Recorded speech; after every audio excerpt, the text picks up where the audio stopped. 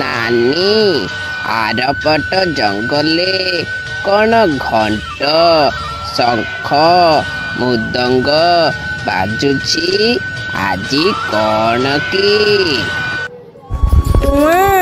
ଆଜି ହେଉଛି विश्व प्रसिद्ध रथयात्रा। आम ओडिया आराध्य देवता प्रभु जगन्नाथ तांको बड़ भाई बलभद्र तांको सान भौणी सुभद्रा सह सुदर्शन मध्य 9 दिन पे माउसी घर को जिबे। नानी माउसी माँ को घर को कौन चाली चाली जिबे? ना ना टुआ चाली चाली की नुह कि शगड़े नुह। महाप्रभु जगन्नाथ नंदीघोष रथरे, बड़ भाई बलभद्र तालध्वज रथरे, आउ माँ सुभद्रा और चक्रराज सुदर्शन द्रौपद दल बसी भक्त माने रथरे टाणी माउसी माँ घरे विजे करिवे।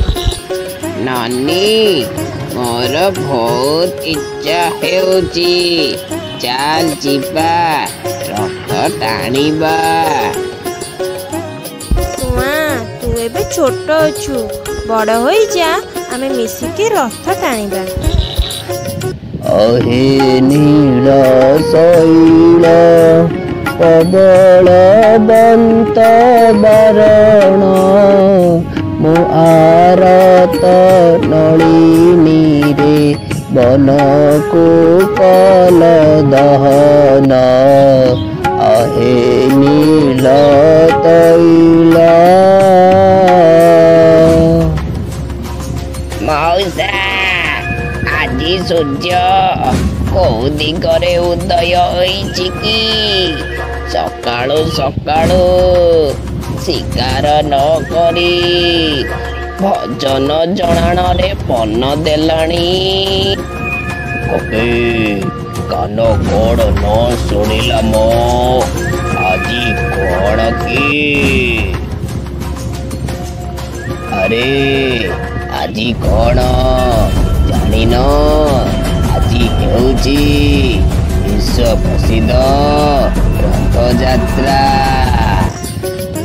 आजी चतुर्था मूर्ति भक्त मानंकु रथरे बसी माउसी माँ मंदिर को जीवे, आउ भक्त मानंकु दर्शन करिवे। मौसा चालुन आमे भी जीवा, रथ टाणीबा, महाप्रभु को दर्शन करिबा। पिलू आमे से स्थान को जीवा संभव नुहरे।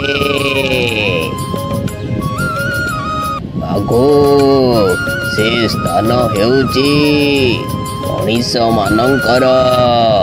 आमे जदि से स्थान को जीवा से माने हमको पिटी पिटी मारी देबे रे।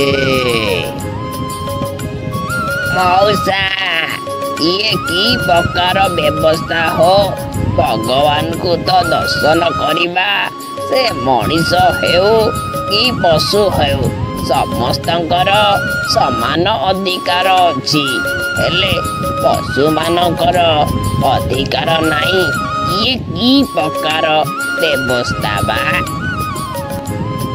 लो मनीष जाति पशु मानकठू हिंस्र जाति दिनकू दिन आमे समस्ते लोप पाइबाकू बसिलुणी।